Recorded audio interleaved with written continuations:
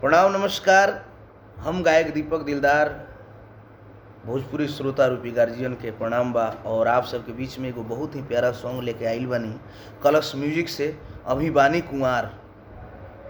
आप सबके भाई गोले बा, साथ में शिल्पी राज, संगीत आर्या शर्मा, सहयोग राकेश पांडे जी, दिलदार टीम। तो आप सबके बीच हारमोनियम आगे बा, तो हम एक मुखड़ा गावे चाहतनी और बताइब आप सब कैसा लगता। लड़का कहता, हम बानी कुंवर तोहर शादी हो गईल, तोहरा सैया के संगे आजादी हो गईल। हम बानी कुंवर तोहर शादी हो गईल, तोहरा सैया के संगे आजादी हो गईल। दिहल नीतीश जी के साइकिल पर, लड़किया कहतिया, दिहल नीतीश जी के साइकिल पर वही चढ़ते बाड़का। हम बन गईनी मम्मी तू अभी पढ़ते बाड़का। हम बन गईनी मम्मी तू अभी पढ़ते बाड़का। लड़का कहता, करी लेते हरी कंपटीशन के, दिहिल फीस ढेर टीसन के।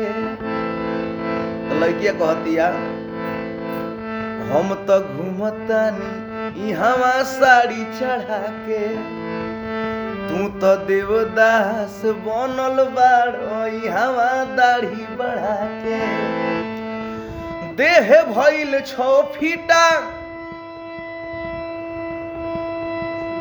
अब ही बढ़ते बाड़का। देह भइल 6 फीटा अब ही बढ़ते बाड़का। हम बन गईनी मम्मी तू अभी पढ़ते बाड़का। लास्ट अंतरा बा,